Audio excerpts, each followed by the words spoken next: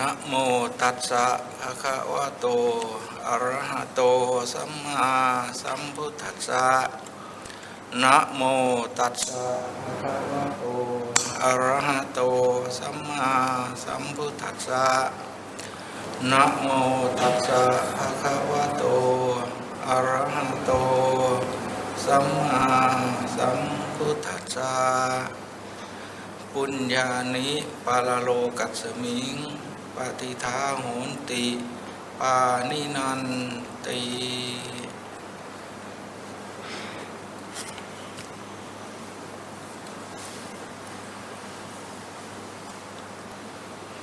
ต่อไปจะได้กล่าวธรรมกถาพรรณนาเอาศาสนธรรมคำสอนของพระสัมมาสัมพุทธเจ้ามาเป็นเครื่องประดับสติปัญญาเพิ่มพูนบุญบารมีของคณะศรัทธาสาธุชนทั้งหลายเนื่องด้วยวันนี้ทางคณะศรัทธาวัดป่าเลไลได้ประกอบพิธีทำบุญหรือว่าเป็นมหากุศลอันหนึ่งก็ว่าได้ถ้าพูดเรื่องหลักของศาสนา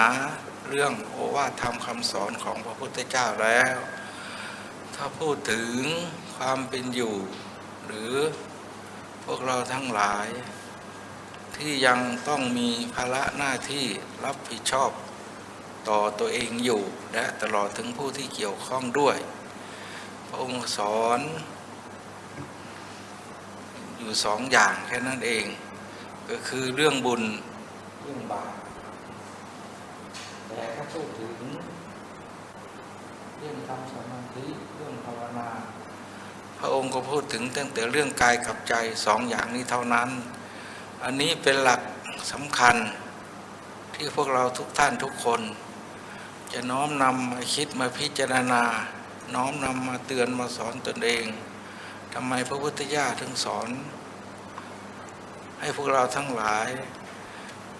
ไม่ได้ยินได้ฟังหรือให้ศึกษาเฉพาะเรื่องบาปเรื่องบุญเท่านั้นเพราะถ้าตามหลักความจริงแล้วภพชาติในวัฏสงสารที่พวกเราแต่ละท่านละคนจะต้องท่องเที่ยวไปจนไม่มีที่สุดไม่มีประมาณหรือไม่มีกำหนดว่าเท่านั้นปีเท่านี้เดือนท่านบอกว่านับเป็นอเนกชาติมันบอกจำนวนไม่ได้เพราะฉะนั้นแต่ละชาติแต่ละภพแต่ละภูมิที่พวกเราทั้งหลายที่จะไปอุบัติหรือจะไปเกิดในภพภูมินั้นๆทุกท่านทุกคนต้องมีความต้องการปรารถนาอยากได้ภพชาติภพภูมิที่เจริญรุ่งเรืองและอำนวยความสุขความสบายให้เราทั้งหลายได้บำเพ็ญคุณความดีสืบต่อไปอันนี้เป็นสิ่งที่ทุกท่านทุกคนมีความตั้งใจมีความปรารถนาทีนี้ความปรารถนาอย่างที่ได้อธิบายมาถ้าเราไม่ได้ศึกษาไม่ได้ฟังโอวาทธรรมคำสอนของพระพุทธเจ้าทางที่จะให้ได้สมหวังคือสุคติภพภูมินั้นพวกเราทั้งหลายก็ไม่สามารถที่จะรู้ที่จะเข้าใจต้องรอตราบที่พระพุทธเจ้าแต่ละพระองค์เมื่อมาอุบัติ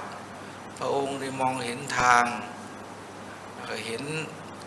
ข้อปฏิบัติหรืออุบายอะไรต่างๆที่จะความปรารถนาของพวกเราทั้งหลายนั้นให้ได้สมความตั้งใจให้ได้สมความหวังของแต่ละท่านแต่ละคนพระองค์ก็เลยยกหนทางหรือว่าชี้แนะหนทางให้ก็คือหนึ่งถ้าผู้ใดต้องการปรารถนาการภพภูมิหรือว่าที่มันให้มีสุคติเป็นที่รองรับพระองค์ก็สอนนั้นก็แนะก็บอกแต่ธรรมะหรือว่าหนทางหรืออุบายที่พระพุทธเจ้านำมาแนะนำมาบอกมาสอนนั้น บางท่านบางคนก็อาจจะขัดความรู้สึกเพราะมันฝืนความรู้สึกของผู้ที่ยังมีกิเลสคลองใจอยู่ไม่น้อยแต่บางท่านบางคนผู้มีกิเลสในหัวใจเบาบางก็ถือว่าเป็นเรื่องที่ปฏิบัติได้ง่ายสำหรับข้อปฏิบัติที่พระพุทธองค์ทรงแนะทรงสอนเอาให้ทรงสอนเอาไว้อย่างพวกเราทั้งหลายได้มาไหว้พระสวดมนต์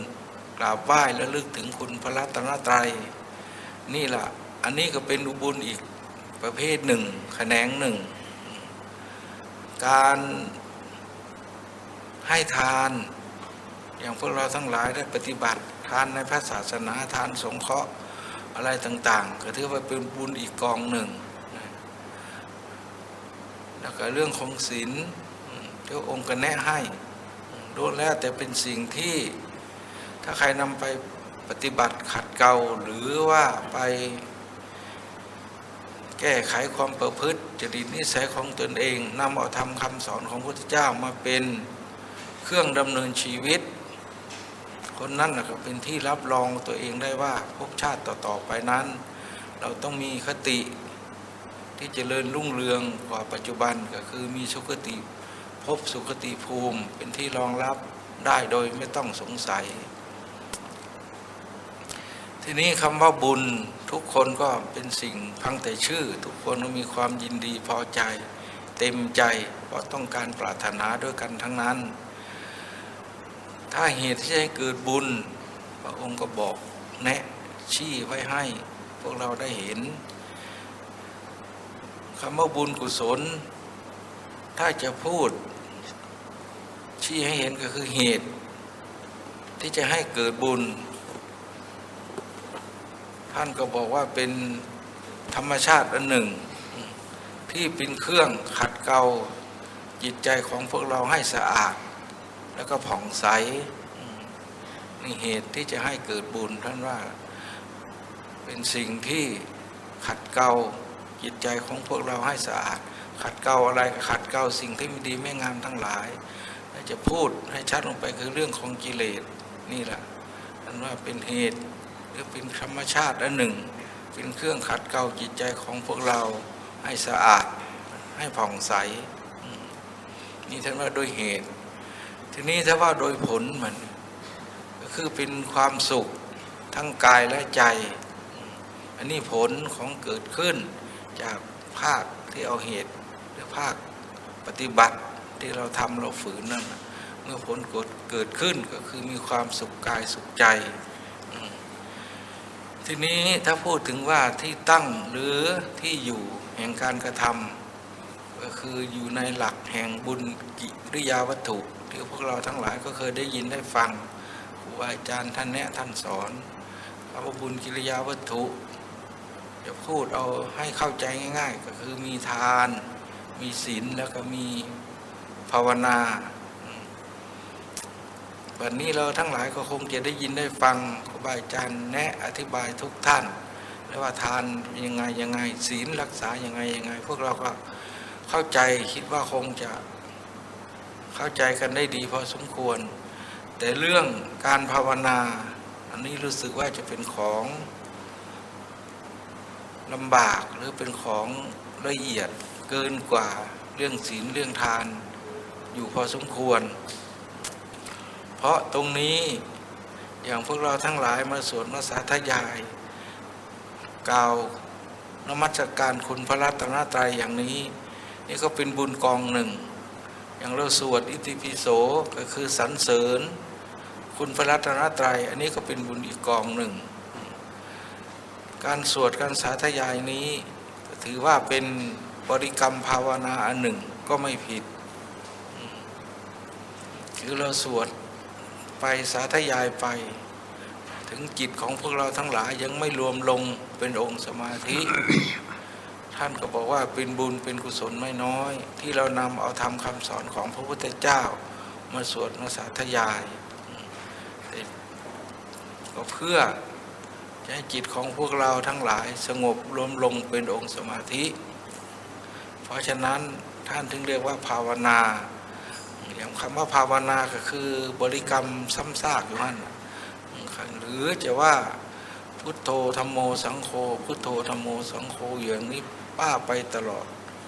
อันนี้ก็เป็นถือว่าเอาคุณพระพุทธพระธรรมพระสงฆ์หรือพูดอีกอย่างคือว่าคุณพระรัตนตรัยเอามาเป็นอารมณ์ทุกลมหายใจเข้าออกอันนี้พูดถึงว่าเพียงแต่มาเอามาบริกรรมเอามาสาธยายเอามาระลึกทุกลมหายใจเข้าออกเพียงแต่ระลึกได้แค่นี้ท่านก็บอกว่าเป็นบุญเป็นกุศลไม่น้อยแต่ถ้าเราทั้งหลายบริกรรมไปจนจิตรวมลงเป็นองค์สมาธิอันนั้นแหละถือว่าเลิศถือว่าประเสริฐเกินกว่าบุญที่เราให้ทานรักษาศีลนี่บุญแต่ละอย่างมันจะได้ความละเอียดเพราะความละเอียดแต่ละอย่างมันอย่างศีลอย่างทานอย่างนี้ก็ละกิเลสได้อีกประเภทหนึ่งแต่ท่านถึงพูดให้ชื่อให้นามว่ากิเลสอย่างหยาบกิเลสอย่างกลางกิเลสอย่างละเอียดอย่างละเอียดนี่ก็อาศัยว่าจิตเราลงเป็นองค์สมาธิเมื่อไหร่นั่นแหละกิเลสอย่างละเอียดจิตของเราถึงได้รวมเป็นองค์สมาธิเพราะอย่างละเอียดนี้มันเป็นธรรมชาตินั่นหนึ่งท่านเรียกว่านิวรณธรรมทำไมถึงเรียกชื่อเขาว่าเป็นนิวรณธรรมเพราะเป็นสิ่งที่ปิดกั้นกีดขวางไม่ให้จิตของพวกเราทั้งหลายบรรลุคุณความดีได้ภาษาทางธรรมะหรือภาษาทางพระพุทธเจ้าท่านเรียกว่านิวรณ์5อย่างนั้นทีนี้ถ้าจิตของพวกเรารวมเป็นองค์สมาธิเมื่อไหร่นิวรณ์5อย่างนี้ก็ไม่สามารถที่จะปิดกั้นกีดขวางหน่วงเหนี่ยวให้จิตของพวกเราทั้งหลายซัดสายไปตามสัญญาอารมณ์เหล่านั้นได้นี่แหละความละเอียดแต่ละอย่างละอย่างมันละเอียดไปอย่างนั้นเพราะฉะนั้นเรื่องการทำสมาธิซึ่งได้ว่าใช่สติใช่ปัญญาใช่ความเพียรใช่ศรัทธาเยอะกว่าที่เราทำบุญให้ทานรักษาศีลเพราะมันละเอียดไปเท่าไหร่สติของเราก็ยิ่งเพิ่มพูนยิ่งเพิ่มความละเอียดไม่ให้จิตของเราพลั้งเผลอลุ่มหลงมัวเมาไปตามสัญญาอารมณ์ที่เคยผ่านมานี่แหละเรื่องปฏิบัติต่อจิตต่อใจหรือปฏิบัติต่อบาปบุญมันเป็นเรื่องที่ว่าขวางหรือว่าไม่ให้จิตเราลุ่มหลงเพลิดเพลินไปกับสิ่งที่เคยผ่านมาธรรมชาติของจิตถ้าไม่มีการอบรมไม่มีการฝึกสมาธิเขาก็ต้องไปตามอารมณ์ที่เขาเคยเพลิดเพลินลุ่มหลงมัวเมามาทั้งที่เราไม่อยากให้เป็นไปอย่างนั้นแต่มันก็ไม่ใช่ฐานะที่จะห้ามที่จะระงับได้ง่ายๆเพราะฉะนั้นเรื่องเหล่านั้นพระพุทธองค์ถึงสอนให้พวกเราฝึกสมาธิฝึกภาวนาเมื่อจิตสงบอารมณ์เป็นหนึ่งเมื่อไหร่ก็เรียกว่าจิตของพวกเราเป็นองค์สมาธิระวังฝึกอยู่นี้จิตยังไม่รวมลงเป็นหนึ่งเมื่อไหร่ก็ถือว่าเราภาวนาคำภาวนาก็คือเราเอาคุณพระพุทธพระธรรมพระสงฆ์หรือเอาบทสวดอะไรต่างๆที่มาสวดมาสาธยายพูดแล้วซ้ำอยู่นั่นแหละท่านเรียกว่าภาวนาแต่เมื่อภาวนาไปเมื่อจิตสงบรวมลงเป็นองค์สมาธินั่นแหละเราถึงจะได้เห็นคุณค่าเห็นคุณค่าของจิตเห็นคุณค่าของตัวเองเห็นคุณค่ากับเราฝืนจากสัญญาอารมณ์ที่พวกเราทั้งหลายเคยให้ความพอใจยินดีเพลิดเพลินกับรูปเพลิดเพลินกับเสียงเพลิดเพลินกับกลิ่นเพลิดเพลินกับสัมผัสหรือกับธรรมารมณ์อะไรต่างๆที่เกิดขึ้นกับใจนี่จิตของทุกท่านทุกคนถ้าไม่ได้ฝึกมันก็ต้องเป็นไปอย่างนั้นตามธรรมชาติตามธรรมดาของโลกเขาเพราะฉะนั้นพระพุทธเจ้าเมื่อท่านมารู้มาเห็นว่าสิ่งเหล่านี้มันเป็นสิ่งที่ให้จิตของพวกเราทั้งหลายเศร้าหมองขุ่นมัวและผลที่สุดก็ไม่สามารถที่จะรู้ หลักแห่งความเป็นจริงได้เพราะฉะนั้นพระองค์ถึงแนะสอนเป็นกรณีพิเศษถ้าผู้อยากรู้ความสัตย์ความจริงถึงสอนให้พวกเราทำสมถะภาวนาหรือว่าทำสมาธิเพราะท่านตรัสไว้ชัดเจนว่าสมาหิโตยถาภูตังปชานาติเมื่อจิตของแต่ละท่านละคนเมื่อฝึกไปแล้วรวมลงเป็นองค์สมาธิเมื่อไหร่ก็สามารถที่จะรู้ความสัตย์ความจริงจากสิ่งที่พวกเราทั้งหลายให้ความหลงมัวเมาหรือให้ความหลงว่าเป็น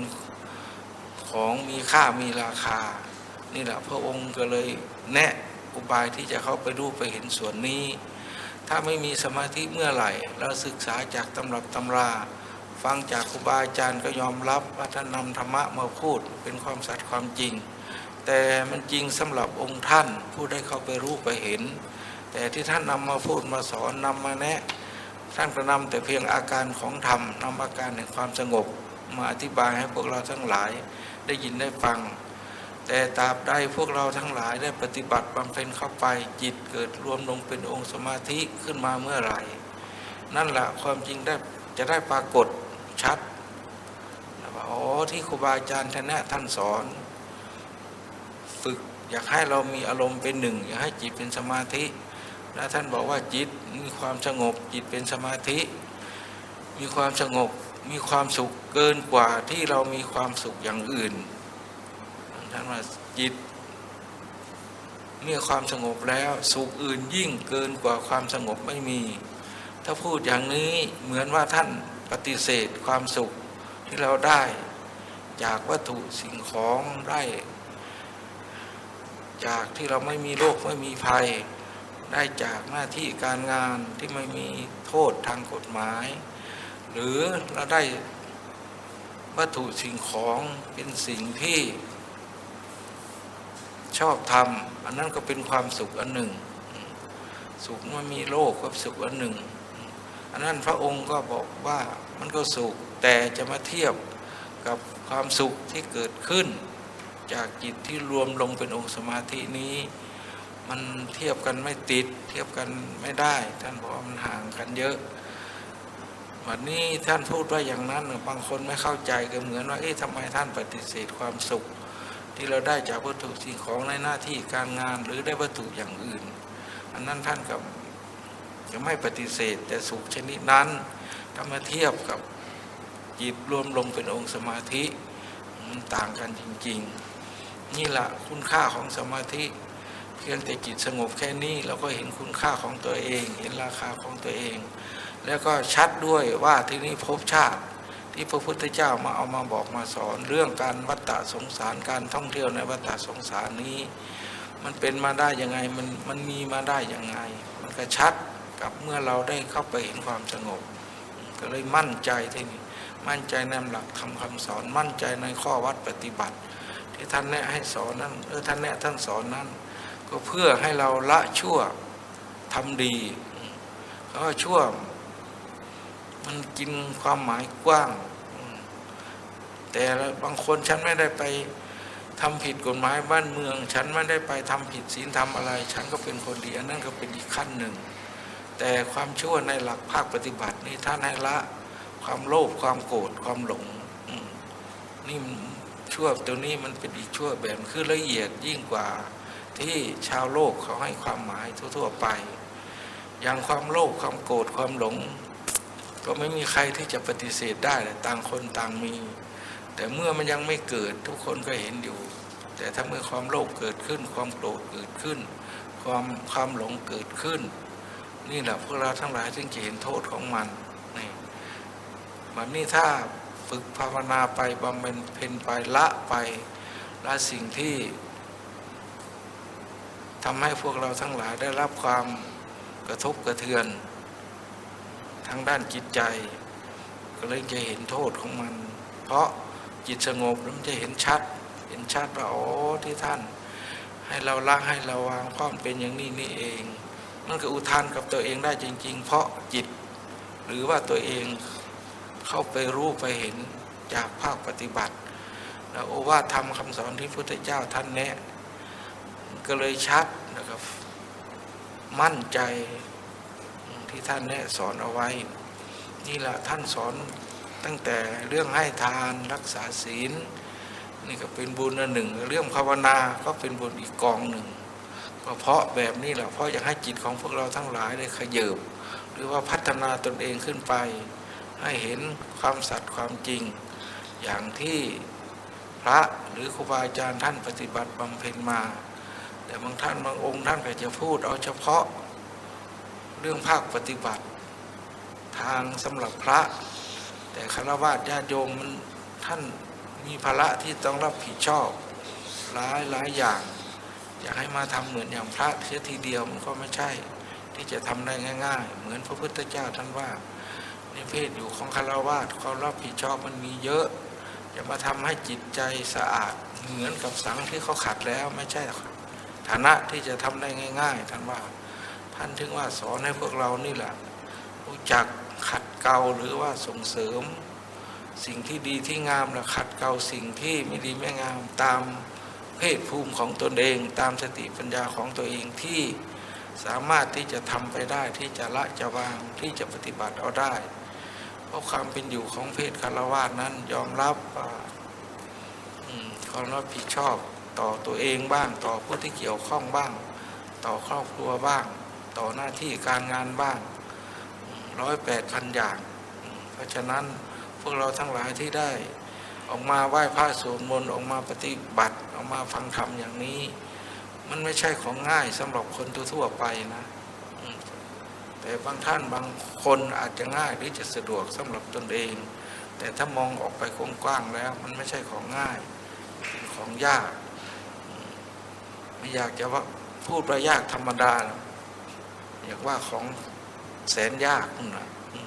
เรื่องจะหาโอกาสมากราบมาไหว้มายึดเอาธรรมคำสอนของพระพุทธเจ้ามาเป็นเครื่องปฏิบัติดำเนินชีวิตให้กับตนเองนี่เป็นของยากที่นี่การที่มันยากขนาดไหนถ้าผู้ที่มีนิสัยบุญวาสนาบารมีหรือท่านบำเพ็ญมานานมันก็ง่ายก็ยอมรับนะยอมรับของแต่ละท่านแต่ละคนแม้แต่มาบวชเป็นพระภิกษุในพระศาสนาการปฏิบัติทางธรรมสมาธิปฏิบัติทั้งสมถะและวิปัสสนาออกปฏิบัติพร้อมกันบำเพ็ญพร้อมกันออกบวชพร้อมกันแต่เวลาที่จะมารู้คุณความดีแต่ละท่านละองค์ก็เวลาไม่ตรงกันไม่เหมือนกันบางองค์อินทรีย์บารมีท่านยังอ่อนแต่ท่านก็ไม่ได้ละถอยทางข้อวัดปฏิบัติทางความภาคความเพียรท่านก็ต้องสู้แต่ผลที่สุดเมื่อผลมันเกิดขึ้นท่านก็ช้าไปกว่าองค์อื่นไปอีกหลายปี5 ปีบ้าง10 ปีบ้างแต่บางท่านบางองค์ออกพร้อมกันยังไม่ถึง3 เดือนท่านก็ได้ที่พึ่งที่ยึดทางภายในของท่านก็อันนี้เป็นสิ่งที่บำเพ็ญมามากน้อยต่างกันหรือว่ายิ่งย่อนกว่ากันนี่แหละถ้าพูดมาถึงจุดนี้ก็เลยอยากจะนำเรื่องที่เคยเกิดขึ้นในยุคที่พระ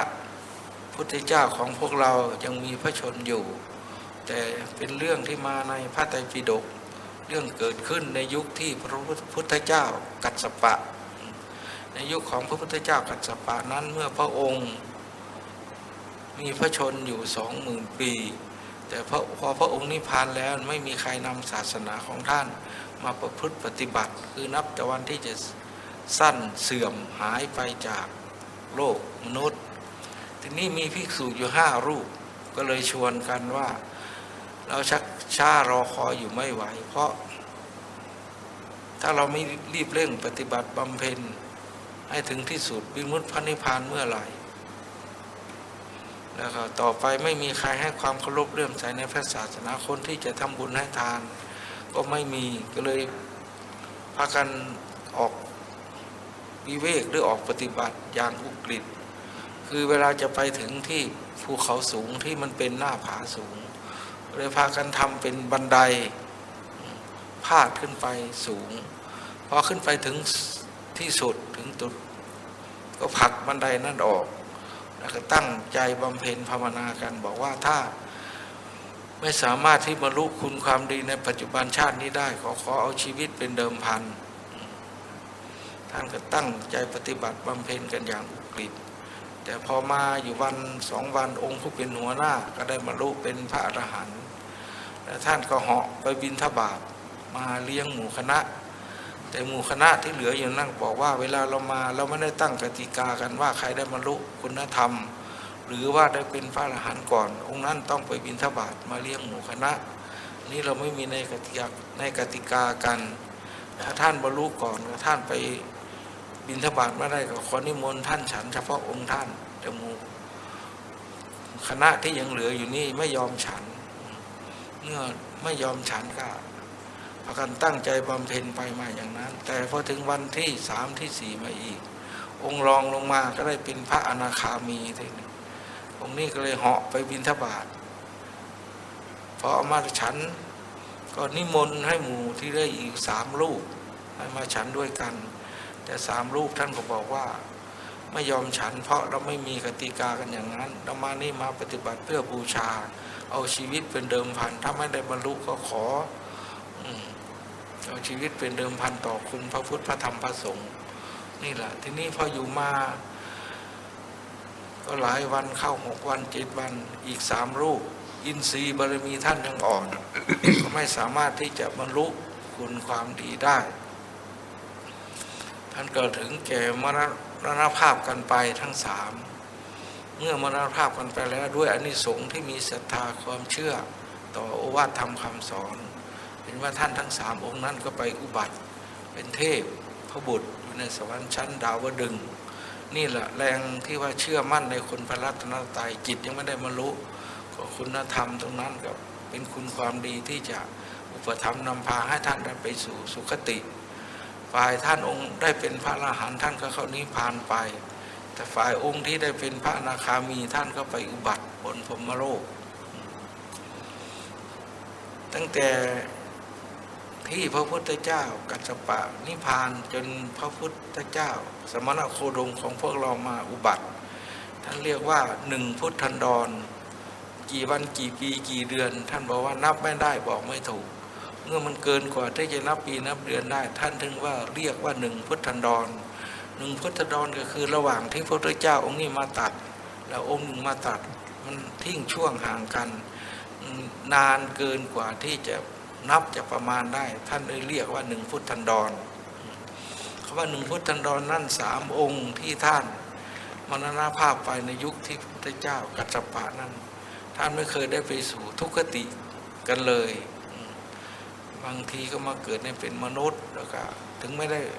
ท่านมีพระศาสนาความดีนิสัยเดิมท่านก็พากันเป็นสัมมาทิฏฐิก็ไปอุบัติเป็นเทพคือมีสุคติโลกสวรรค์กับโลกมนุษย์เป็นที่อยู่ที่อาศัยแต่พอถึงพระสมณโคดมของพวกเรามาอุบัติท่านก็ได้มาจุติเป็นมนุษย์อยู่ที่เมืองพาราณสีแล้วอยู่ต่อมาแต่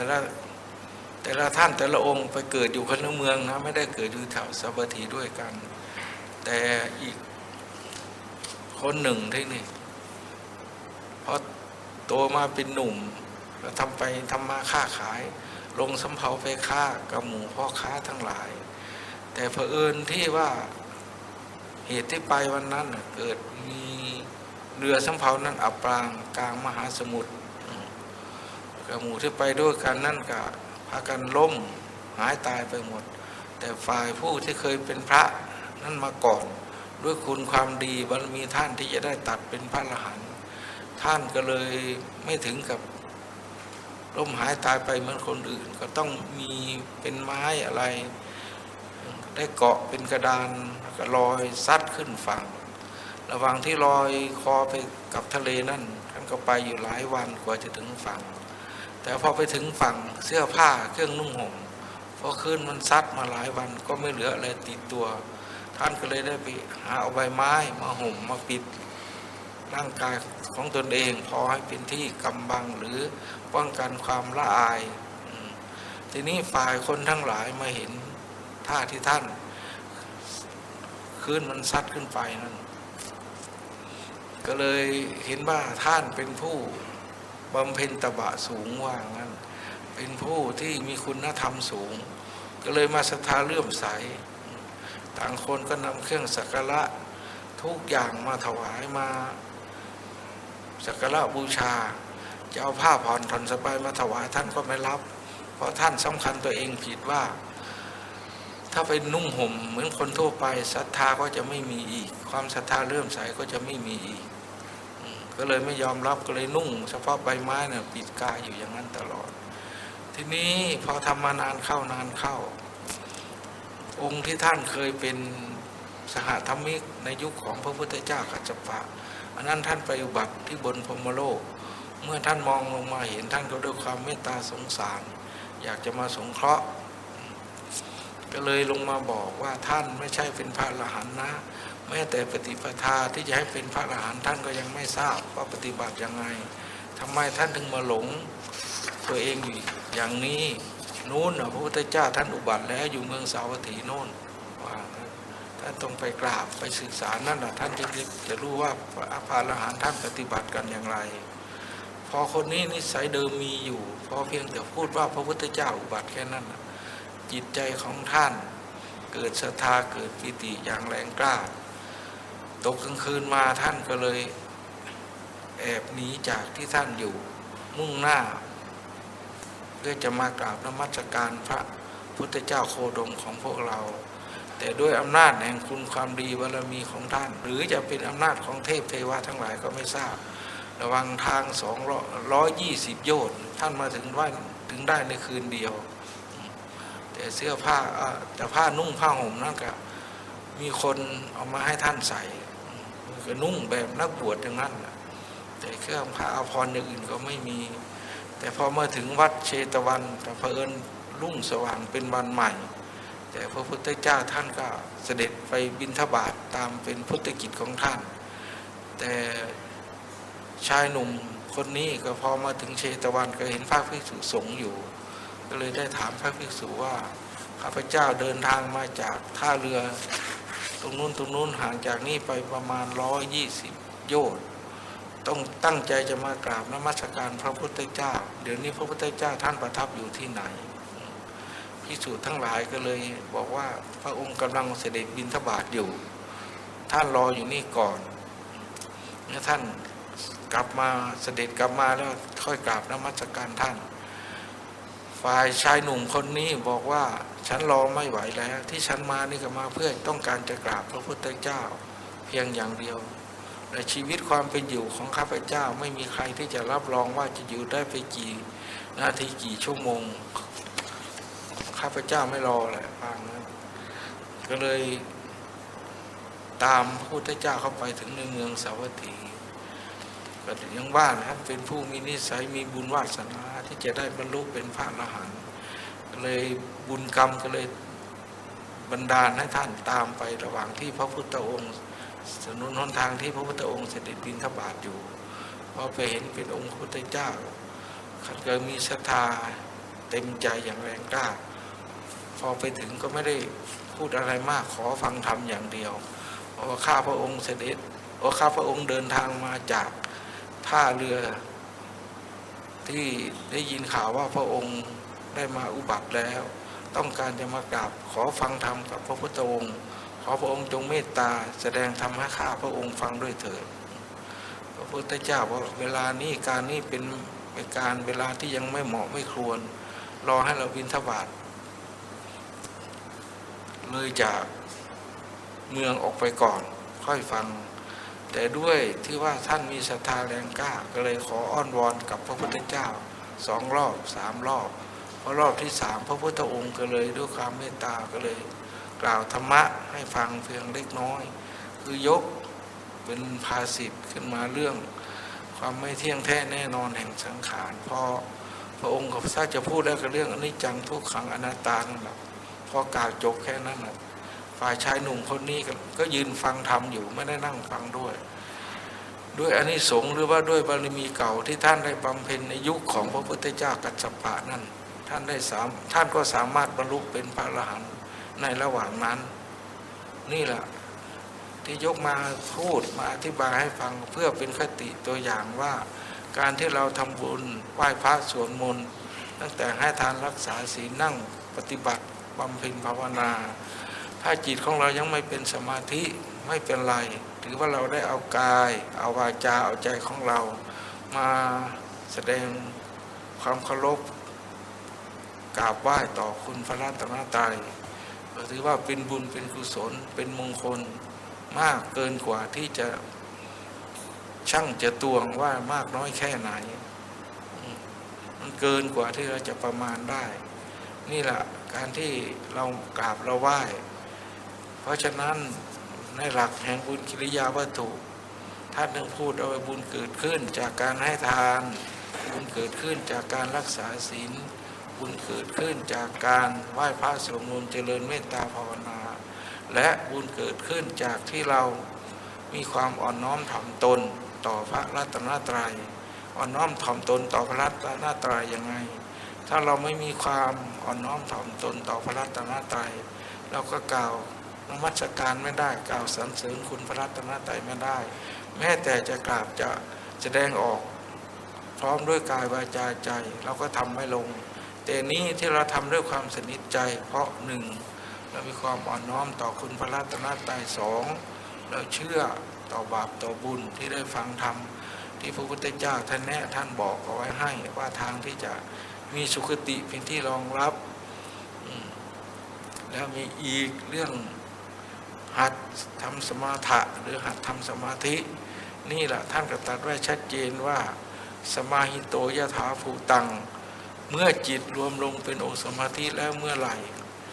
ท่านบอกว่าจิตดวงนั้นสามารถที่จะรู้ตามเป็นจริงคือตามเป็นจริงก็รู้ตามหลักสมมุติก็แบบหนึ่งวิมุตติก็แบบหนึ่งแต่ก็อยู่ในโลกสมมุติแต่เราก็รู้เข้าไปถึงวิมุตติถึงหลักแห่งความเป็นจริงทีนี้เมื่อรู้เข้าไปถึงขั้นนั้นแล้วความดีทุกประเภทพวกเราทั้งหลายก็จะมีศรัทธามีความเชื่อและมีกำลังที่จะตักตวงหรือบำเพ็ญเอาเต็มสติกำลังของพวกเราในเรื่องความชั่ววันนี้จะมีใครมาบังคับให้ทำก็ทำไม่ลงถ้าคุณไม่ทำชีวิตของคุณก็จะต้องถูกฆ่าถูกแกงคนนั่นเขาก็ทำไม่ลงเพราะว่าความชั่วถึงจะตายเขาก็ทำไม่ลงเพราะทำลงไปแล้วเมื่อเราละจากโลกมนุษย์ไปผลที่ได้รับเป็นสิ่งที่ไม่คุ้มค่าจิตใจมันทำไม่ลงมันเห็นโทษเห็นคุณถึงขนาดนั้นแต่ความดีใครจะมาห้ามใครจะมากีดมาขวางสิ่งเหล่านั้นก็ไม่สามารถที่จะกีดจะขวางไม่สามารถที่จะมาบังคับไม่ให้เราทำได้ถึงไม่ได้ออกทำออกทางกายทางวาจาแต่ใจนั้นเขาจะน้อมนึกระลึกอยู่ในคุณของพระรัตนตรัยโดยทุกขณะจิตไม่อยากจะว่าทุกวินาทีอะไรเวลานาทีอันนี้มันยังห่างอยู่เลยอยากจะพูดว่าเป็นทุกขณะจิตอันนี้เป็นเรื่องเหล่านั้นจริงๆนี่แหละการได้นำเอาธรรมะมาสาธยายมาอธิบายให้หมู่คณะศรัทธาทั้งหลายได้ยินได้ฟังก็เลยพูดถึงเรื่องการให้ทานรักษาศีลและการสุดท้ายก็คือเรื่องภาวนาเพราะอยากให้จิตสงบรวมลงเป็นองค์สมาธิได้รู้เข้าไปรู้ไปเห็นสิ่งที่พระพุทธเจ้าท่านรู้ท่านเห็นมาก่อนและท่านก็แนะทางบอกทางบอกอุบายให้สำหรับพวกเราและครูบาอาจารย์ที่ผ่านมาท่านก็เน้นเป็นกรณีพิเศษเรื่องทำสมาธิถ้าไม่มีสมาธิสติปัญญาที่จะออกพิจารณาทางด้านวิปัสสนามันก็ไม่ชัดคือไม่แจ่มเมื่อไม่แจ่มไม่ชัดมันก็ไม่สามารถที่จะตัดสินลงเป็นความจริงไปได้ว่าต้องอย่างนั้นเป็นอย่างนี้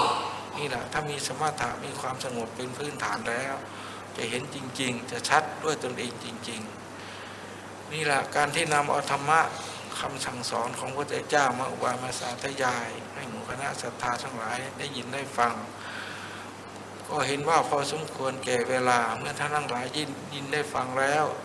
เห็นว่าสิ่งไหนอันใดพอที่เป็นประโยชน์ก็ขอให้ได้จดจำนำไปประพฤติปฏิบัติขัดเกลาสิ่งที่ไม่เป็นประโยชน์ไม่เป็นมงคลทั้งหลายออกจากตัวเอง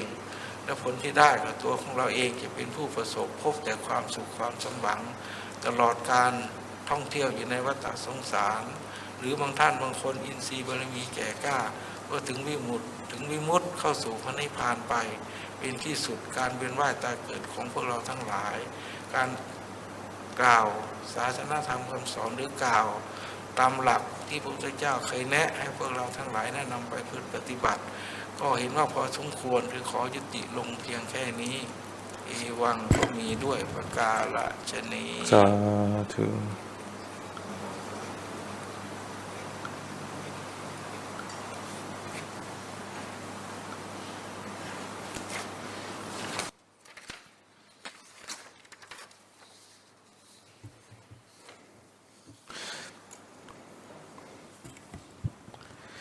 So for this evening, I would like to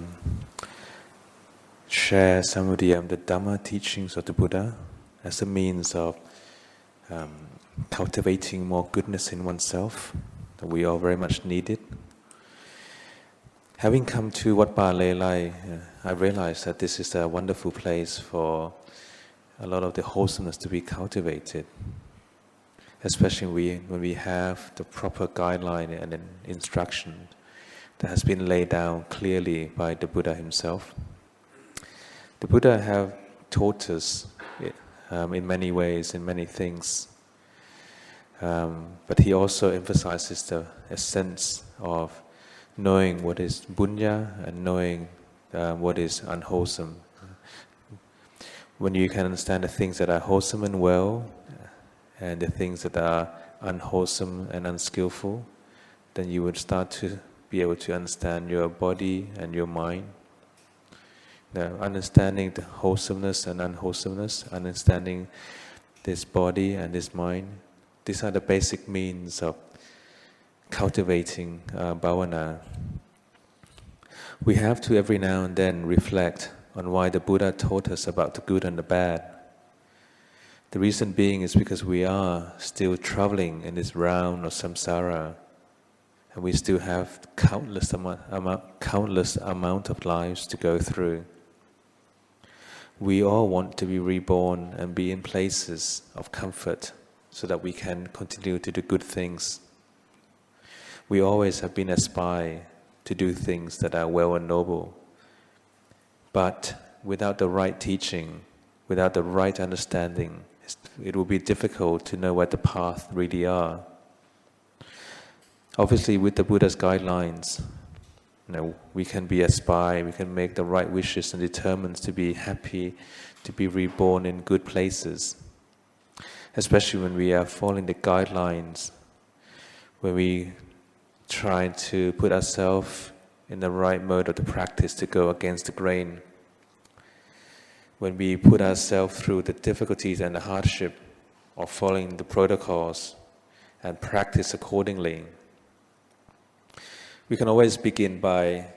relying on our dana practice. This is one level of bunya and merit. Looking after our sila, our virtual practice. This is also another level of bunya. These two levels of practice can give rise to a different means of looking after our own characters and personalities. They can become guidelines and framework for our new way of lives, so our life to be happier, for our future life to be even better. With everything, we need to understand that there are causes and conditions. You need to find the right causes and conditions where you can start accumulating more bunya and more goodness. Our very nature is as such that we can build on good things that we have done. So we have to be focused. By focusing ourselves, we can start cleansing our own heart so that our heart can be purified. And with the right practice, we will get the right results. The simple results would be the happiness that arises in our body, in our speech, in our mind. But at the very beginning, we have to go through with a simple practice by having the right foundations. The foundations of dana practice, sila practice, and bhavana practice. I am very certain that you heard of this all before. These are the basic guidelines, and you probably understand the basic. But the hard part is to know how to practice your bhavana properly. Bhavana practice can be a lot harder than your dana and sila practice. But bhavana practice can start off with something very simple, as doing your mundane chanting. For example, the Itipiso chanting. When you do your chanting, it can give rise to a lot of wholesomeness. This is actually definitely one way of bhavana and allowing your practice to mature. Even though you may not have experienced or tasted the samadhi, the concentration, but at the very same time you are accumulating a lot of goodness along the way. This would mean that you will be able to go through a lot of peacefulness when the chanting is happening. When bhavana is the path, you need to find skillful means in looking after yourself. The bhavana of using your bodhikama is again, repeating again and again, very repetitively. This can be very boring if you don't do it properly. But if you do it properly, with the in-breath or the out-breath, or simply just by thinking about the mantra alone, but do it again and again. If you are very consistent in your practice, I can assure you, you can experience your samadhi. And with the right samadhi, you can also have a better level of understanding in your dana practice, your sila practice. Everything will become more refined. And even your kilesa, where it's always a hindrance in your mind, samadhi will allow your mind to understand your kilesa better and even overcome some of them. The hindrances of the mind, you all know what they are. They are like barriers that holding you back from achieving your goal. But with samadhi, you have more sati, more mindfulness. And with samadhi and concentration and the right awareness, you will understand the different moods and feeling that arises, the liking and disliking. You understand the nature of the citta. But it all comes down to having the right training. With no training, you will have no samadhi. With training, with consistency, persistency, samadhi will arise. You will still have your fantasizing, you will still daydreaming, you will still proliferating. But with samadhi and concentration, you will know how to overcome them slowly by slowly. The Buddha has given us a very clear guideline into how to bhavana and practice. When we can look after our mind so that the mind is united, only then the samadhi would arise. When you have samadhi, when your mind is still, you can also have a better understanding of the Buddha,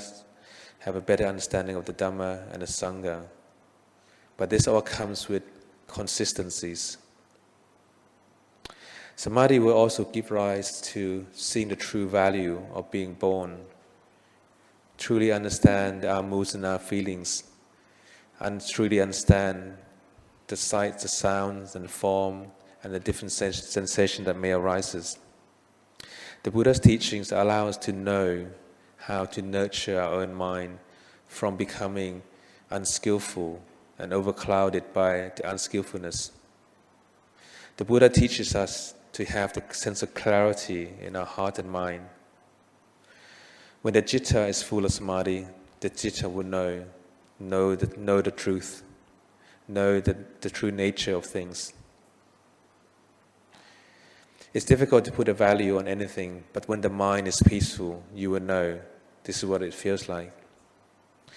The different ajahns and teachers that you have come across, everybody have given you some kind of a guidelines, and they all have shared with you their ways of understanding the Buddha's teachings and their ways of the practice. But at the end of the day, you have to be able to experience it for yourself. Only when your mind is peaceful with samadhi, Only when your mind is in bliss and with some tranquilities, only then you will know the true meaning of your practice. That's why the Buddha said, there are no greater other happiness than the happiness of the peacefulness of mind from samadhi. The happiness in the world, the happiness with being able to enjoy the different objects and activities and all of the items that we can acquire in the world is one aspect. The happiness that comes from the personal training from samadhi is far away from the happiness that you get from the world. Still, some people may disagree that there's still a lot of happiness in the world. I can still live by in the world with all of this happiness. The Buddha never disregards the happiness in the world, but he praises that if you have samadhi, this will give rise to your ability to see through things in a way that will give you a better life, will give you more opportunities to understand your kilesas, and give you more confidence in yourself. The Buddha always emphasized the importance of overcoming the things that are unwholesome, the things that are unwell, and trying to maintain our wholesomeness. The Buddha always tells us to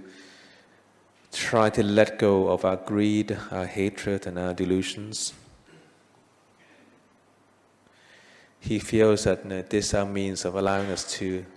be well and be happy. Obviously, it's not going to be easy in overcoming our greed, hatred, and delusion all at once.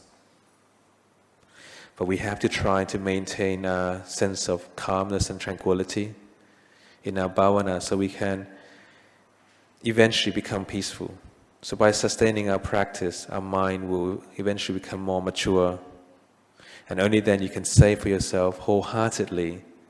oh, this is why the teachers and the ajahns are trying to push me to practice more and more. So yes, the Buddha taught us to do our practice, to have our practice along the line of dana and sila, because he knows that you need a lot of punya, a lot of merit to do well and be well. And he always emphasizes the importance of bhavana practice, because he knows that there's a lot more punya involved in this range of practice. To be able to cultivate something, you need to set your mind rightly. So, if you are able to see how the monks are practiced, it's never easy, even if they are monks. They are still trying, they are still training. The things that the monks are doing are not always the things that are possible for all the lay people, because you have a lot of activities and hobbies and worldly duties. But the monks are there to encourage you to do well, to put forth more and more effort, so that you can eventually go against the grain and practice more and more. The thing that makes it difficult to practice is because there are the busyness of life, the duties of the families and the work that you have to do. But if you look after your duties, worldly duties, if you look after them well, look after your family well, look after your work well, they can all be the right stepping stones for you to practice well as well. So at the very beginning, we need to try to have some interest in the basic part of the practice, like chanting. Chanting or practicing, these are not for everyone, but they can give rise to opportunities where we can experience those rare insights. Who's to tell how much old paramitas of goodness we have accumulated from our past life? So at the very beginning, we need to try to maintain our consistency. Even for monks, sometimes there are a group of monks who ordain together. Who's to say that they can all become enlightened or realize the Dhamma all at once? Sometimes certain monks can become enlightened or realize the Dhamma very soon after their ordination, or having certain insight within a few years. of 7 years or 10 years or more. This all depends on the goodness that you have accumulated. Just like this story during the Buddha's time, this was actually a story that happened during the Kassapa Buddha. During that particular period, the people used to live up until about 20,000 years. So everybody back then had a very long life expectancy. Towards the very end of the Buddha Sasana, after Kassapa Buddha has passed away, there were these 5 monks who realized that if they are not diligent in their practice, if the lay people started to lose faith in the monks and the Buddha Sasana, they may not be able to sustain their way of life as a bhikkhu. So they decided that from now on, they're going to have to try to practice extra hard, be even more diligent in their own practice. So they decided to go to this cliff face, and they got their long ladder up against the cliff, and they'll climb up to the very top. And then at the very top of the cliff face, they push away the ladder, thinking that, okay, from now on, we will all make this very firm determination that we will practice very seriously, and we will be here until the day we die. We have yet to reach any enlightenment, and we will die, we will sacrifice our life right here. And sure, soon enough, within weeks, one of the 5 monks became fully enlightened from his own practice. He was able to levitate. He levitated. He went to the nearby village, went on alms, and brought back some food, thinking that he wanted to share this food with the rest of his sangha. But when he brought back the food, the other monks all refuses to have the food because they all said this was not part of our agreement. We all wanted to be here because we wanted to practice. If we wanted to be here to eat, then we would not have been here in the first place. So the 4 of them pressed on with the practice. And sure enough, within weeks later, the second one became an anagami, a non-returner. He also was able to levitate it. And he levitated to the nearby village, went on alms, got some food, and came back and trying to help out the other 3 monks. Same goes, and they also refused to have the food. They all wanted to just maintain their practice and continue consistently and diligently. And they pressed themselves very hard with the practice. But unfortunately, their paramitas and their goodness from the past life and the goodness that they are trying to accumulate in this lifetime has not been enough. Their qualities of the mind were still very weak, even though they were very diligent in their practice. And eventually they actually passes away in the midst of their practice. But because they've been very diligent and hard-pressed in their practice all the way through, after having passed away, they were reborn in the Dawadingsa as devas. And then later, they were reborn again in human round, back to Deva again, back to human round again. Eventually, they were reborn as human during the Gautama Buddha, this very present Buddha. But throughout all those rebirths that they've gone through, they have never been through any difficulties because they've all been very diligent, and the goodness that they have accumulated throughout those lifetimes have all pushed them toward goodness and well-being. Luang Por said that the period between Kassapa Buddha, the end of Kassapa Buddha's Sasana, and Gautama Buddha Sasana were called as one Puttandon. This is actually very difficult to class as how long it may have been. We usually just call it an incalculable period. So after the 3 monks were reborn as human beings during the Gautama Buddha, they were able to practice on, and one of the person became a merchant, and he went on his trip to sail to another continent. And during one of the voyage, the ship capsized, and he was floating in the midst of the ocean. Because of the goodness that he has accumulated, he's found a plank of wood where he could just cling on and survived. And eventually, that the word and himself was washed up onto one of the island. But by then he had lost all his clothing because he was stranded at sea for so long. So he had to use some basic leaves and branches to cover himself up. When the local came by and saw this man that's covered up in leaves, somehow the local and the villagers thought that, oh, this must have been this ascetic practice who's been practicing really hard. That's why he renounces everything, his clothing and everything. So they started bringing him food, bringing him clothing, bringing him a lot of comfort. But obviously he only took the food because he didn't want to wear any clothing, thinking that if he started wearing clothing again, these villagers will lose faith in him. So in times he became this very famous, and everybody started looking up to him as this very hard practicing ascetic man. At this very point, one of his friend who became a non-returner and was dwelling in the Brahma realm,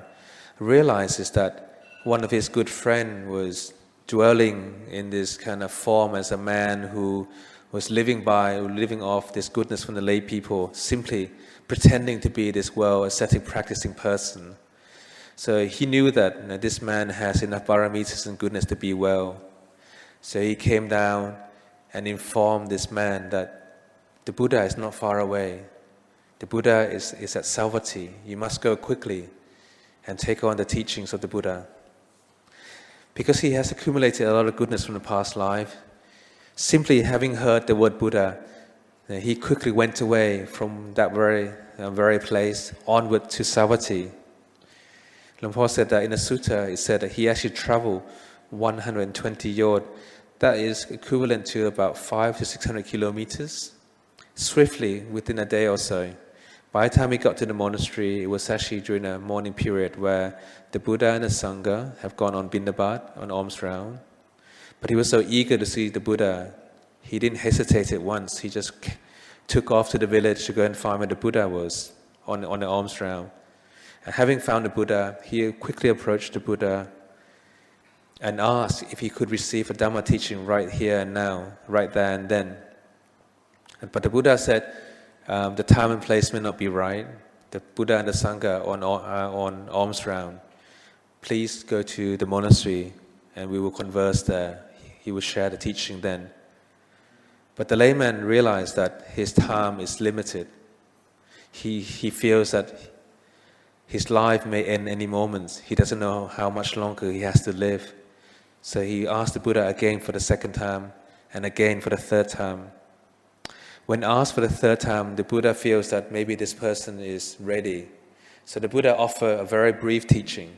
He didn't say very much. All he said was short verses on anicca, dukkha, and anatta. And obviously this man had a lot of old paramitas and goodness that he has accumulated. By having heard those few phrases and few verses from the Buddha, he became fully right there. He became fully enlightened right there and then, right in front of the Buddha. Luang Por said the reason he liked to share this very simple story with all of you is because when we have accumulated a lot of goodness through many lifetimes, in this lifetime you've been doing a lot of good danas and practice with your sila, practice with your chantings and your bhavana practice. Yes, even though some of us may not have experienced that samadhi and goodness, true goodness in the heart, we've yet to allow our mind to become truly peaceful. But we have accumulated a lot of punya, a lot of wholesomeness along the way. And obviously, I can assure you, this is also beyond counting. It's beyond knowing of how much we have accumulated. But the Buddha always emphasized that by having done dana practice, sila practice, paying respect, these are the wonderful means of allowing our heart and mind to be full of punya. By being here, we have already shown that our heart and mind is very humble and very gentle, because we are willing to have this sense of respect and gratitude for the Buddha, the Dhamma, and the Sangha. If our heart and mind is not gentle and humble in this way, we would not have been able to be here and have this kind of respect. So by having faith in the Buddha, the Dhamma, and Sangha, we will continue to do well, we will continue to understand what is bunya and overcome the unwholesomeness of life. And at the end of the day, we will always be experiencing happiness and joy because we have been accumulating goodness. The goodness will give rise to a lot of sattha and faith and energy in our practice. When we have a lot of devotions, we will have enough strength to overcome the unskillfulness that we will be experiencing in life. People who have good faith, people who have samadhi, they will be able to endure the difficulties. Sometimes you will be tempted in doing things that are unskillful and unwell. But if you know that the consequences of your action, maybe not right now, maybe in the future, these consequences will be a dreadful one. Or if I were to be reborn, I might be reborn in a lower realm because of my unskillfulness. And you know that this particular act is not worth it, then you know that your heart is beginning to be in the right place. When the heart knows how to maintain and nurture all of the goodness, you are walking on the right path. And again, I like to emphasize the importance of this very basic practice of dana practice, sila practice. We have to try to maintain them. We have to try to bhavana. The Buddha himself also walked on the very same path that we are walking on. All of the different ajahns and teachers that we have seen and heard and been through and pay respect to, they themselves have also walked on this very path. They themselves have also started by having no samadhi and eventually accumulated and learned and practiced and trained until they reaches that basic samadhi. When you have samadhi, I can assure you, you will be able to make the right choices, even better so than what you have already done. So for this evening, I would like to share this very basic Dhamma teaching with all of you. I hope that some of this will be useful in your daily life. I hope that you will be able to improve yourself along the way so that your path will be a happy one, a bright one and a clear one. And eventually it will be one that is free from all sufferings. So today, I hope that some of this usefulness will be of goodness to you, and I hope you are well in happiness. Sadhu, sadhu, sadhu.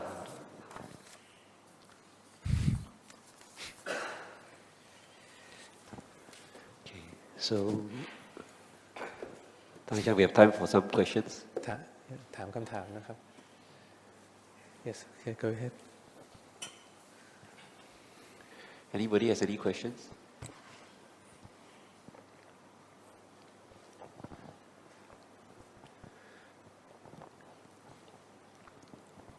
Anybody?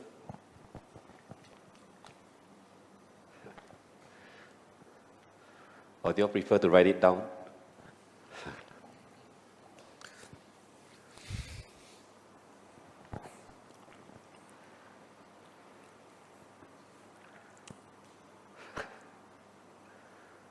Anyone? Don't need to be shy.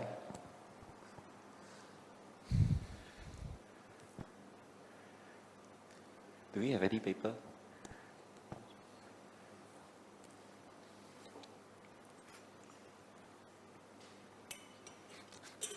We can pass the basket around. If you have any questions, you can write it down.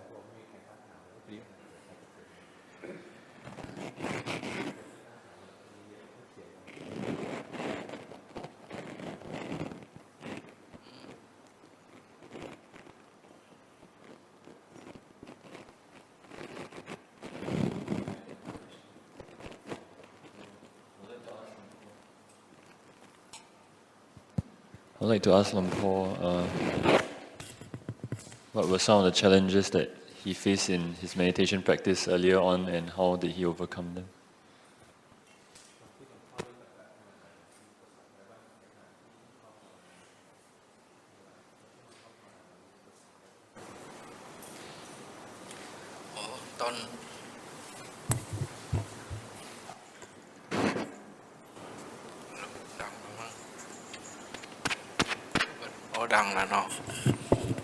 ามว่าตอนภาวนาใหม่ๆมีอุปสรรคอะไรบ้าง ครับ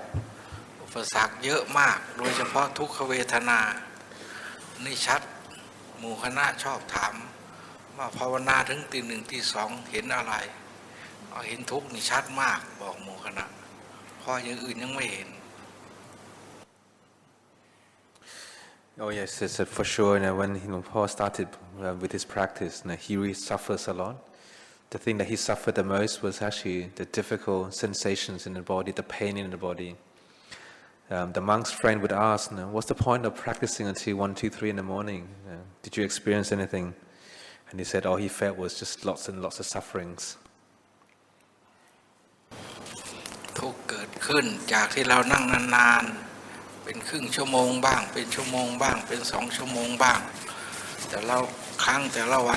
นไม่เคยเจอความสงบไม่เคยเจอความสุขแต่นั่งวันไหนก็เจอแต่ทุกข์ความเจ็บความปวดทุกข์กับจิตที่ไม่ยอมรับพุทโธธัมโมสังโฆแต่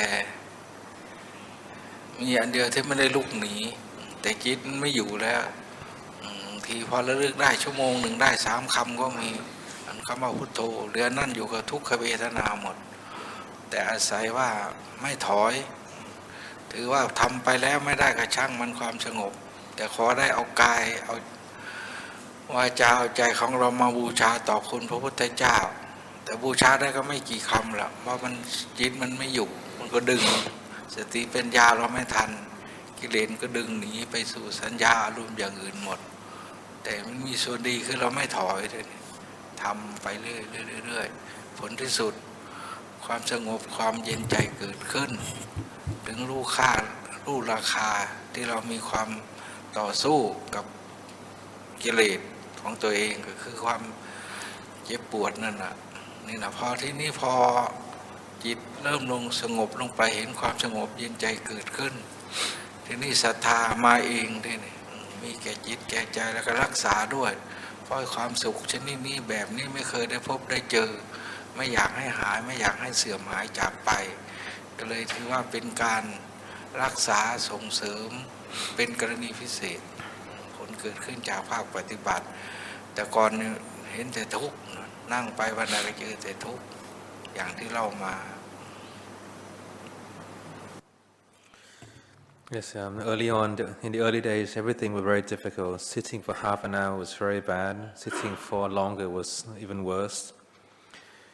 And every time Luang Por sat, he said it was always about difficulties and pain and discomfort. There was nothing attractive about sitting and practicing at all. Even while he was emphasizing all of you to do a lot of Putto practice, back then, if he was sitting for an hour, the mind would only go into Putto maybe twice, 3 times. The rest were pain. Yeah. But the thing is, even though the difficulties were always there, if one don't give up, if you don't give up, even though no peace and comfort were to arise, if one were to push on and then try to be determined, have strength in one's practice, then at least one can use his body, speech, and mind as a means of offerings, even though it's very little, very insignificant, even though the Putto were never really there. But if one were to never give up, eventually one will be able to experience some kind of a result where it will be a bit of peace, a bit of comfort, a bit of cooling. This can be a small taste into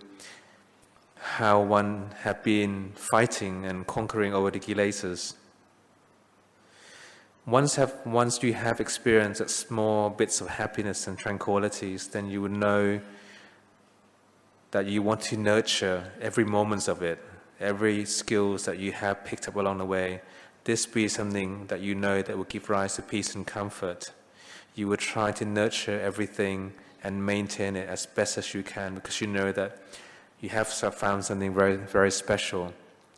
But in the earlier days, definitely, there was no other words except sufferings all the way through, from beginning to end.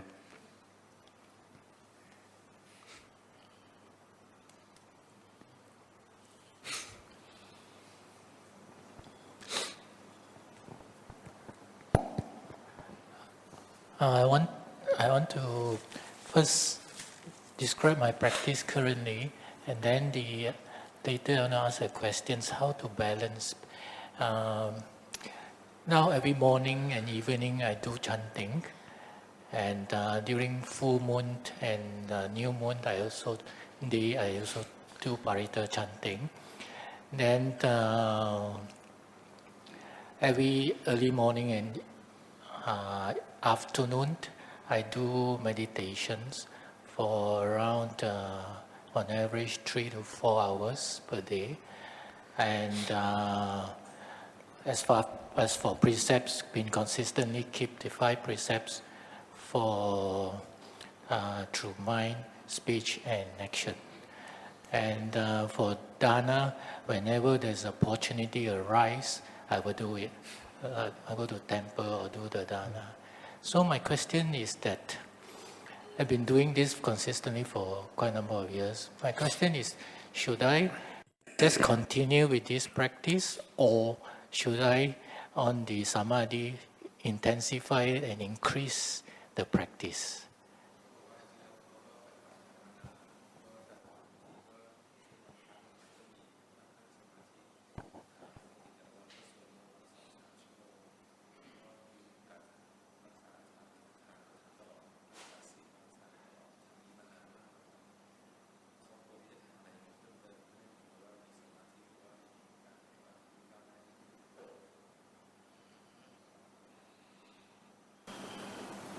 แล้วก็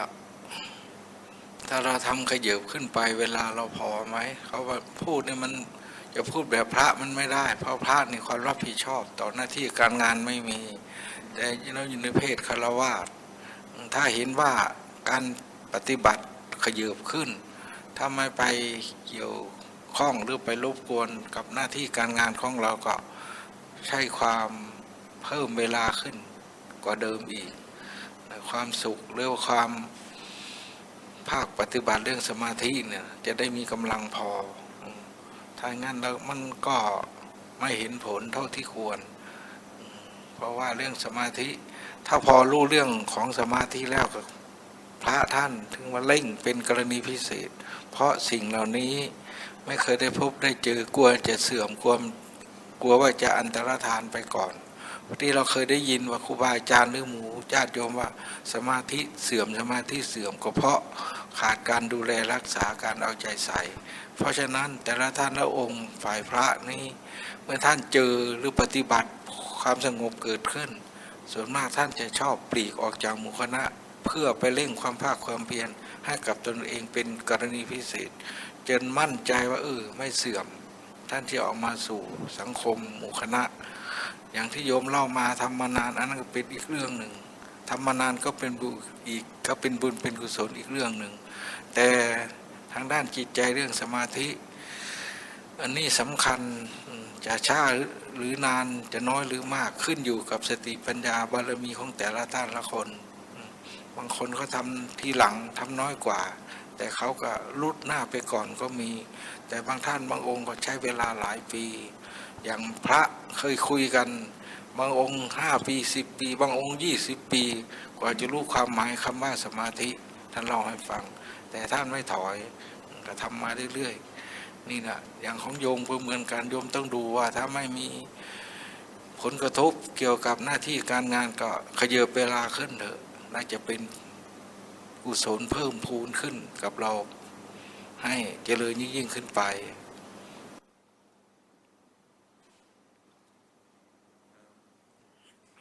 Yes, obviously, one of the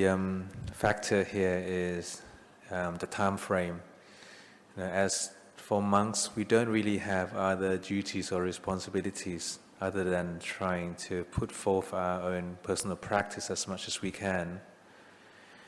But for the lay people, you have a lot of obligations that you are bounded by. You have to try to see whether you can at least add more time in your own practice at any given point, where you can put forth more energy, where you can dedicate more of your practice. And the important thing to understand is that once you are able to practice until you have a certain taste of samadhi, once you experience that, then most people will be a bit afraid of losing it.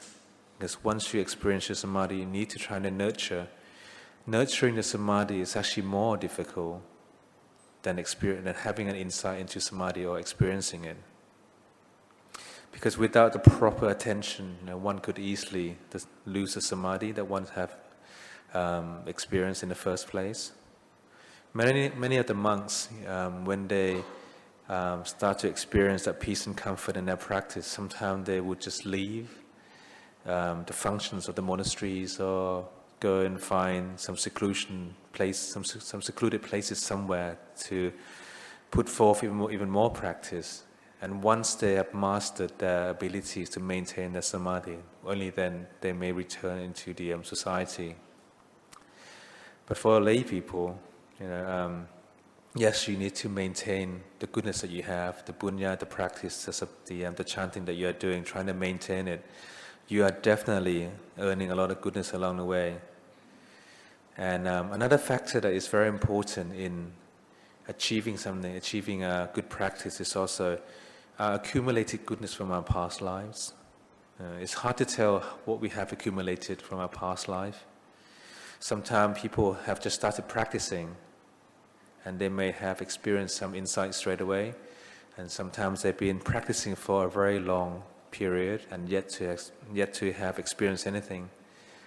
Even for monks, I've spoken to some monks, sometimes they've been practicing for 5 years, 15, 20 years or more.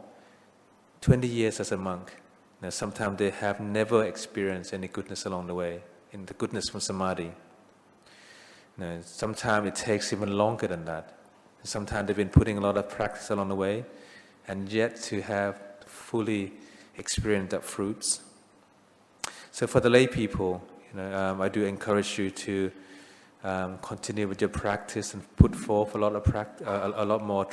skillful means in your training, as much as you can, as long as it doesn't impinge on your worldly duties.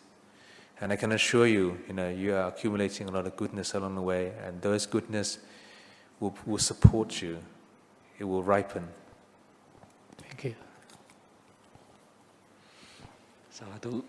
anyone?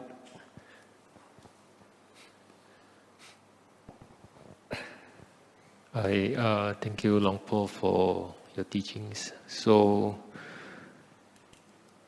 my question is, in the daily practice of anapanasati, of in-breath and out-breath, as a lay person, there are times where I do get some peace. So the question is, do I, in those times where I do get some peace of mind,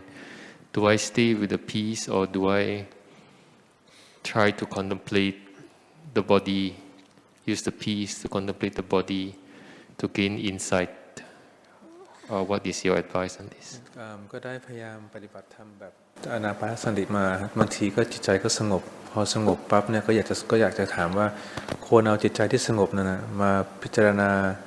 ร่างกายหรือว่าพยายามรักษาความสงบนั้นให้ได้ยิ่งขึ้นไปกว่านั้นควรทำยังไงดีครับ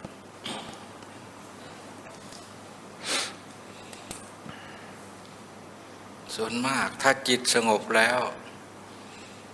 ให้จิตพักนานแค่ไหนขึ้นอยู่กับความชำนาญของจิตแต่ละดวงละดวง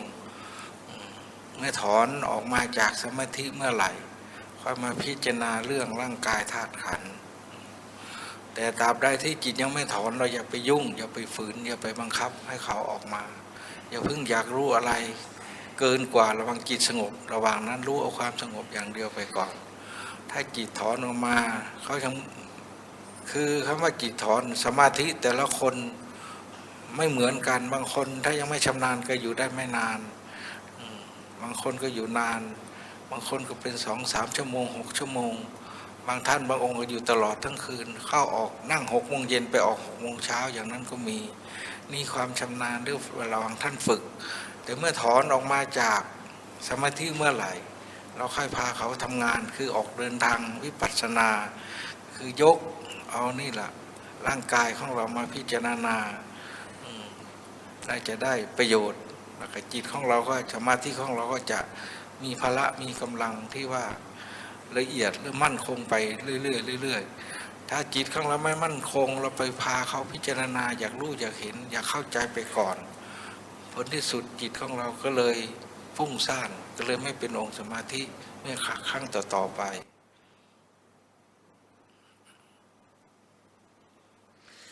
Well, mostly depends on the length of the peacefulness of the mind, and also depends from person to person. When the mind goes into that stages of samadhi and concentration, do let the mind dwell in that peacefulness and samadhi. When the mind is ready, the mind will naturally comes out. You don't have to do anything about it. That's the samadhi that you are experiencing. Just let the mind be. Sometimes the peacefulness of the mind can go on for 2-3 hours. Sometimes you be in peacefulness of mind from the earlier evening of your practice, and it will take you all the way through until the next dawn. Yeah. So whenever the mind is peaceful in that natural stage of samadhi, let it be. Until the mind is ready, the mind will come out naturally, and you have this sense of knowing. When that sense of knowing is ready, just use that to reflect on the body, and the insight and the understanding that would arise from the reflecting will be full of clarity. But if you allow the mind to start reflecting on things when it's not steady,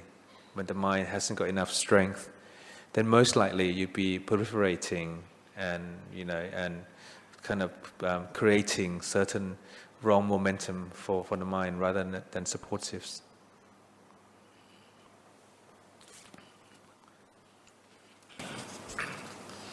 คือบางท่านบางองค์ท่านก็แนะหรือตำราท่านก็บอกว่าให้มันพิจารณาแยกกายออกจากเวทนาแยกจิตออกจากเวทนาให้แยกตามตำราท่านแยกตรงนั้นแยกตรงนี้แต่บางทีเราปฏิบัติไปเวทนามันขึ้นเต็มที่นั่งไม่ต้องแยกอะไรทั้งนั้นเลยกำหนดปั้วเข้าไปตัวรู้ก็คือจิตเวทนาที่มันเกิดกับกายและอันไหนจะดับก่อนขอดูแค่นั้นนะผลที่สุดเวทนาดับก่อนหมดทุกครั้งแต่ใหม่ๆก็ไปไล่เรียงตามตำรับตำราต้องแยกกายออกจากเวทนาแยกเวทนาออกจากกายแยกจิตออกจากเวทนาแยกเวทนาออกจากจิตนี่ตำราท่านให้แยกอย่างนั้นแต่เวลาเข้าไปถึงจริงๆมันไม่ยุ่งกับสิ่งนั้นเวลาขึ้นเต็มที่เอาเลยดับก่อนก็ดับพุทธเจ้าท่านตรัสไว้ชัดเจนว่าจิตไม่เคยดับแต่เวทนามันเกิดดับได้แต่นี่อะไรถ้ามันพุทธเจ้าตรัสไว้ชัดเจนอย่างนั้นจิตจะดับก่อนแสดงว่าจิตของเราไม่คงทนต่อทุกขเวทนาพอมันลงอย่างนั้นเอาทุกครั้งเวทนาจะดับก่อนทุกครั้งเวทนาดับได้แต่ละครั้งที่นี่กำลังของใจหรือศรัทธาความเชื่อต่อภาคปฏิบัติของตนต่อข้อปฏิบัติของตัวเองก็มาเองหนึ่งเรื่องจะไปเพลิดเพลินลุ่มหลงหรือว่าไปตามหาเรื่องสติมันไม่ได้ไปตามพอกำหนดเมื่อไหร่ก็เป็นองค์สมาธิขึ้นเมื่อนั้นจะอยู่มากอยู่น้อยบางทีไม่ได้กำหนดเวลาแล้วคือจิตถอนเมื่อไหร่ค่อยเอาแต่ก่อนต้องกำหนดเวลาต้องตั้งนาฬิกาช่วยแต่พอเข้าจริงๆแล้วคือต้องให้จิตถอนเมื่อไหร่หรือว่าถ้ามีเวทนาก็คือให้ระงับไปเลยถ้าเวทนาไม่ดับก็จะไม่ยอมมันขึ้นมาอย่างนั้นเลยภาคปฏิบัติ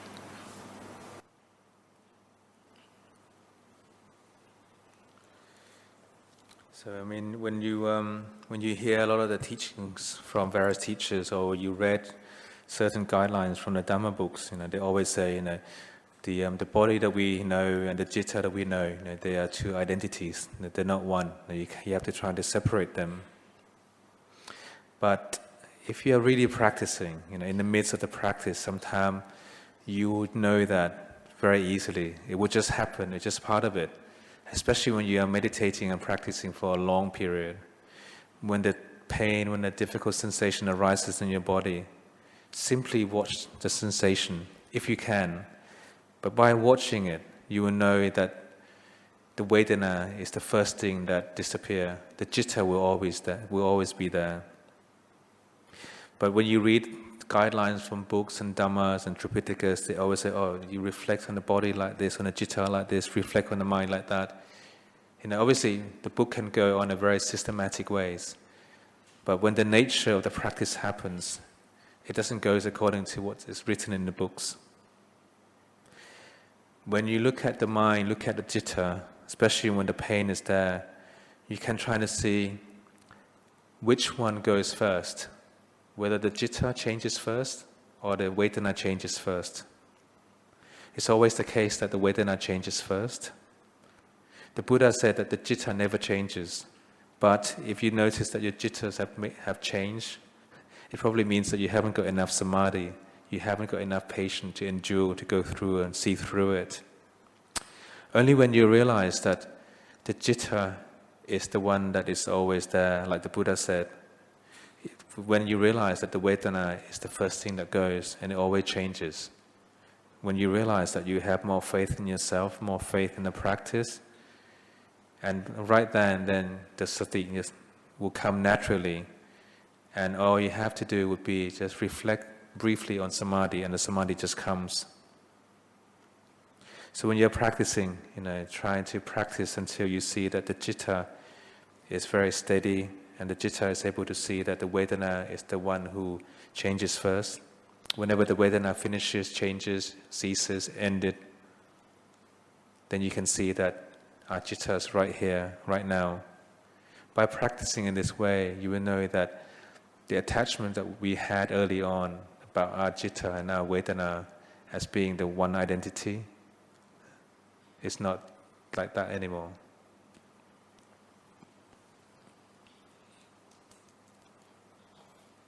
Okay, maybe time for one last question.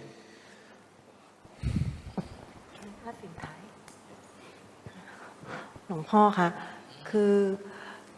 ในขณะที่เรามีสุขภาพแข็งแรงดีเนี่ยค่ะเวลาเราฝึกสมาธิเนี่ยก็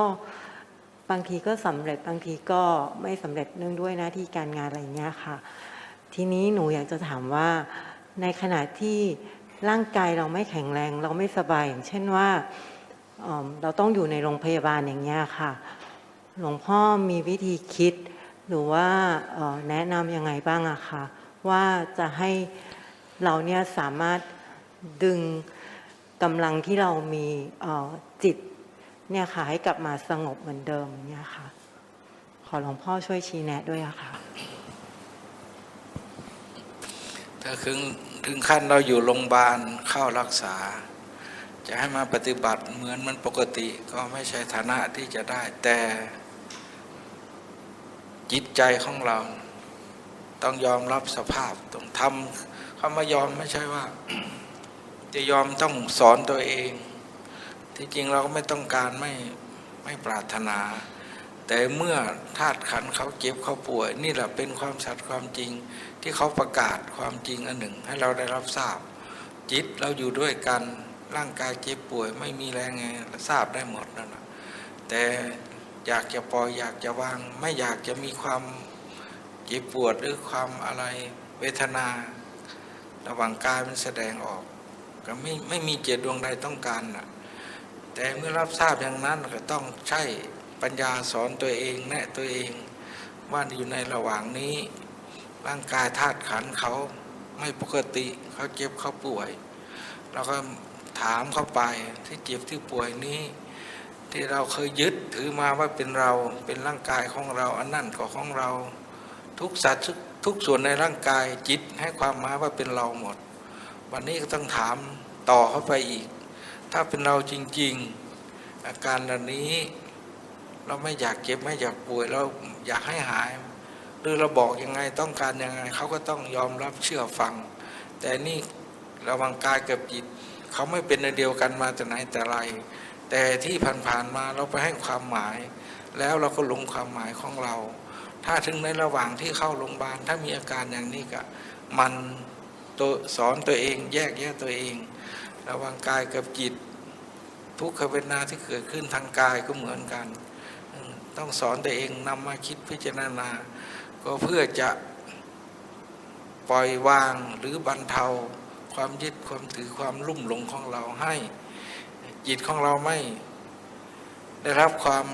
ทุกข์เกินกว่าที่ร่างกายเขาเป็นนี่ถ้าถึงขั้นนั้นต้องสอนตัวเองอย่างนั้นไม่มีใครจะสอนเราได้แล้วเขามาหาแพทย์หาหมอมาหายาเข้าโรงพยาบาลมันอยู่สุดวิสัยของยาของหมอที่จะประคองรักษาถ้าเกินวิสัยของยาของหมอเขาก็อยู่ไม่ได้จริงๆอันนี้เป็นเรื่องร่างกายธาตุขันธ์แต่จิตของเราเป็นธรรมชาติตายไม่เป็นจะไปสู่สุคติโลกสวรรค์หรือว่าความดีทุกประเภทที่เราได้สั่งสมมาว่ากับจิตเป็นผู้ไปกายเขาไม่ได้ไปนี่ระหว่างเราพิจารณาสอนตัวเองระหว่างที่ยังไม่ได้แยกจากกันก็เอาระหว่างนั้นระหว่างที่เขาแสดงความเจ็บความป่วยความไม่มีกำลังมังสาเหมือนปกตินั่นแหละมาเป็นเครื่องพิจารณาแยกสอนตนเองสอนจนจิตยอมรับพุ่นนะถ้าไม่ยอมรับก็สอนตัวเองอย่างนั้นการที่คิดพิจารณาอย่างนั้นสอนอย่างนั้นถึงวาระสุดท้ายด้วยความมีสติเวทนาทุกประเภทจะด้วยโรคอะไรก็แล้วแต่วัยหนุ่มวัยเด็กวัยเฒ่าวัยแก่เมื่อถึงที่สุดแล้วเวทนาดับก่อนหมดแต่จิตไม่ยอมจะเป็นธรรมชาติที่ไม่ดับเราจะเห็นโอ้เราเจ็บปวดมาเราทรมานมามากมายเราเข้าจริงๆแล้วมันดับก่อนเลยเมื่อเวทนาดับเมื่อไหร่ทีนี้จิตของเราริ่งชัดเลยลมไม่ปรากฏก็คือไม่ปรากฏตาอยากดูมันก็ไม่เห็นหูอยากฟังก็ไม่ได้ยินแต่ธรรมชาติของจิตหรือว่าสติไม่ทราบมันมาจากไหนสมบูรณ์ที่สุดไม่ต้องไปตามชัดเลยว่าจิตยังไม่ออกจากร่างมันก็เห็นคุณค่าของตัวเองที่เราได้ฝึกฝนอบรมสอนตนเองมาเวลาถึงที่ขับขันโอ้มันมีประโยชน์อย่างนี้เองพระพุทธเจ้าถึงสอนให้เราฝึกพิจารณาฝึกให้มีสติฝึกให้แยกกายแยกจิตออกจากกันเพราะความจริงไปถึงขั้นนั้นเป็นอย่างนั้นจริงๆนี่ยืนยันได้เลยว่าถึงขั้นนั้นแล้วเราจะไปตกใจมีสติดูตัวเองสอนตนเองว่าจิตนี้เป็นธรรมชาติตายไม่เป็นแต่กายเขาจะมีเจ็บป่วยมากน้อยก็คือเขา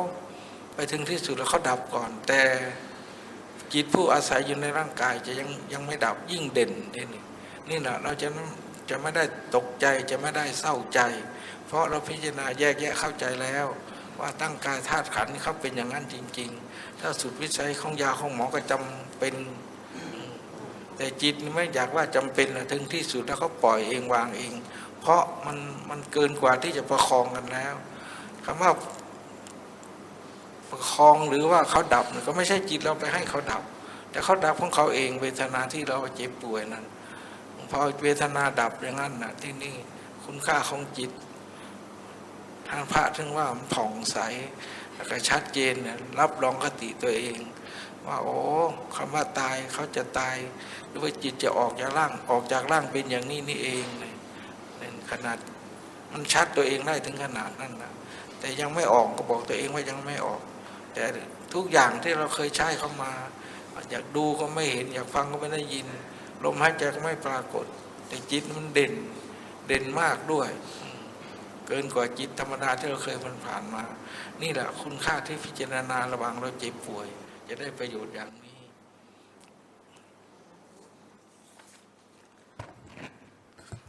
The question was that, for example, if our body is not well and we are even bed rested or in a hospital, how can we nurture our heart and mind so that we still have enough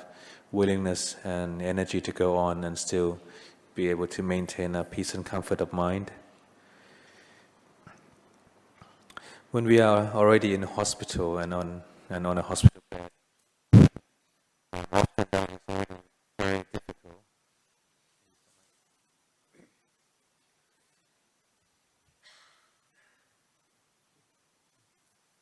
When we are in a hospital,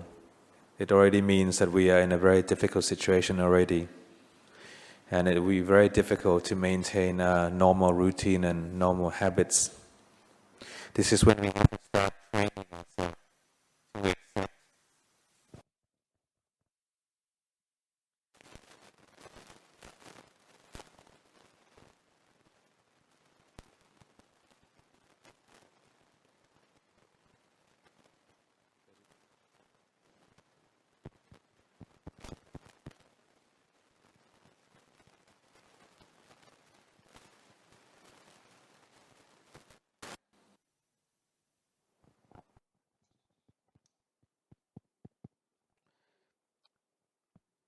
When we are in a hospital and I'm bed rested already, this is when you have to remind yourself that I don't have any other choices now. This is when I must try to train myself and be able to accept how the nature really are. When you see that the elements of the body is not working anymore, when you're in pain, when you're sick, the body is trying to tell you that this is the way things are. Even though one may not want to be experiencing any kind of pain and difficulties, but this is just the way it is. No jitta will ever want to go through that kind of experiences. But that's the time where you have to bring up your own wisdom, your own ability to teach yourself, train yourself. One of the ways would be ask yourself, if this body really belongs to me, if this mind really belongs to me, try to see whether there are any answers popping up in your mind. If it really belongs to me, will it listen to me? Will it obey my order? Because in the past, we've always been deluded by the fact that this very body that we are using is my body. I can do anything with my body. But when you're in a hospital, you have reached the point whereby you have to train yourself very different. Because when you are surrounded by dukkha vedana, the difficult sensation that arises, you are always wanting to remind yourself of how to let things be, so that your heart and mind can go through it without so much sufferings. Because the mind, it will already be suffering to a certain degree. But when the mind is attached to those sensations, and sometimes the mind is creating even more suffering than needed, trying to remind yourself that the hospital is already giving you the best treatment. The doctors are already trying to help you. Or the very best of the medications have already been given to you. But once you reach a certain point, obviously there will be no return. The body can only last for so long. But remind yourself that the citta, the heart and mind that we know, will never die. The heart will go on. So you have to train yourself, teach yourself, remind yourself again and again. This is the only means. Unless you have samadhi, unless you have concentration, then you have to go back to the basic ways of training. Because end of the day, when you reach the very end of your life, whether you are a young person, an older person, regardless of how old you are, Vedana will arise eventually. But when you experience your Vedana, your difficult sensation of the body, remind yourself that eventually the Vedana will go. This will go first. And when the Vedana ceases away, your citta, your sense of knowing, will be very clear. Before, you might be able to see things, hear things, and smell things quite clearly. But when your body is not functioning well anymore, you will start to see the value of your citta, because you know that all those senses doesn't mean very much anymore. At this very moment, they are not as part of your. They are not part of your demands anymore. You can't demand them to do anything anymore. So by understanding the fact of life, the things that we don't really like, but they are the things that we must know, must understand. Because when we understand them, they will help us to be more calming, more peaceful. Because we know that when the mind is peaceful, the mind is calm, the mind will understand that the doctor is doing his very best. The medicines that we are using is the very best that we can have. And eventually the mind, we need to try to let go of the clinging and the attachment and try to support the body as much as we can, but eventually the body will have to go. If you are able to look after your heart and mind in this way, you will know that the citta will eventually, slowly by slowly, be able to understand and take on the changes in the nature. The citta will be able to be more mature. When we are practicing, when you are experiencing the separations of the body and the mind, it's like being able to experience what it's like to be passing away and see how the mind is becoming disinterested in the body. When you experience this more and more in your practice, you will come to clarity that, oh, by practicing, this is what I've been aiming for. So end of the day, your heart and mind had the right strength to pull through anything.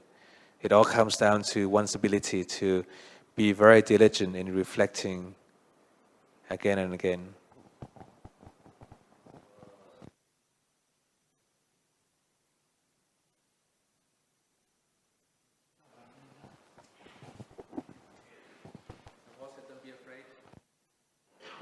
Oh, Luang Por is very metta. He said, don't be afraid, we can continue. Or... Oh. Luang Por says, don't be afraid of if you have any sessions in the hospital. Yeah. So I'd like to thank Luang Por for the teaching and guidance. It's very inspiring.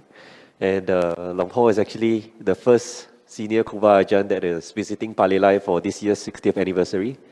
So very auspicious start of the year. Hopefully we have more Kuba Ajaans coming to teach and guide our community in the many months and years to come. Okay, so we've come to the end of tonight's talk. If there's anybody that'd like to offer any dana, you can feel free to just queue up in front. We'll set up a table. Whatever you have, you can offer at the table in front of Luang Por.